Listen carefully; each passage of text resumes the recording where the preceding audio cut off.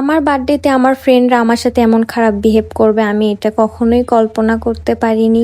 আসসালামু আলাইকুম সবাইকে, আশা করি সবাই খুবই ভালো আছেন। সকাল সকাল রেডি হয়ে আমরা চলে যাই ওসইয়ামে ডেকোরেশন গুলা কমপ্লিট করার জন্য। আমরা গিয়ে সবকিছুর প্রিপারেশন নিচ্ছিলাম যে কই কি করব এবং কিভাবে সাজাবো। আমরা কোনো কিছুর প্ল্যানিং করে আসি নাই। ওখানে গিয়ে আমরা ডেকোরেশনের যেগুলো জিনিসপত্র নিয়ে গেছিলাম ওগুলো সব বের করলাম। করার পরে সব বেলুন গুলো অ্যাডজাস্ট করার পরে দেখতেছি আমাদের বেলুন অনেক শর্ট পড়ছে।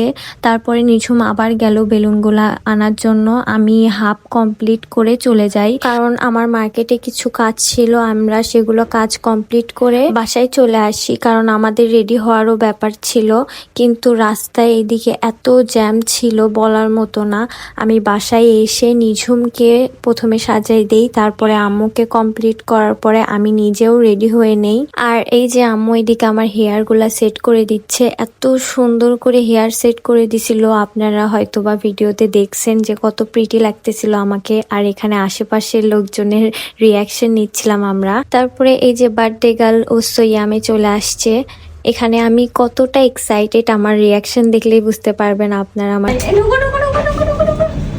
মামা করছে খেলা হয়নি তো।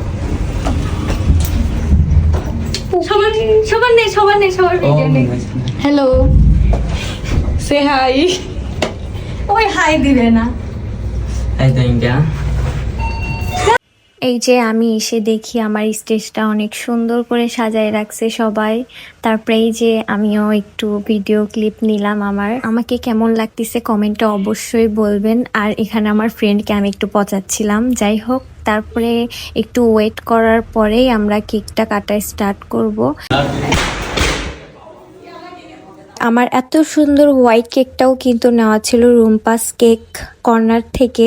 আপনারা কিন্তু চাইলে অর্ডার করতে পারেন। কেক কাট করার পরেই দেখেন সবার কেক মাখামাখি শুরু, ঝগড়াঝাটি শুরু।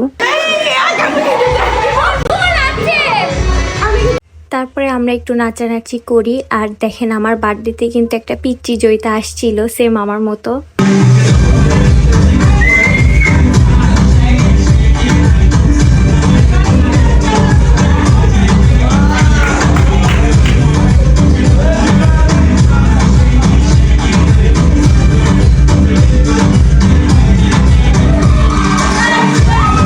নাচ গান শেষ করে আমরা খাওয়া দাওয়াতে বসে পড়ি সবাই, কারণ তখন অলরেডি রাত 8টা বেজে গেছিল।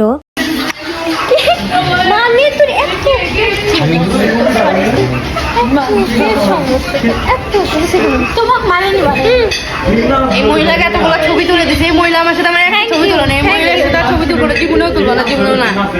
মানে এরা যদি না বুঝে, আমাকে ভুল বোঝে, তাহলে কোনো সমস্যা খেলাই সমস্যা নেই। আপনারা বুঝেন তাহলে হচ্ছে, এরা না বুঝলেও হবে। তারপরে দেখেন আমাকে নিয়ে কি যে একটা অবস্থা।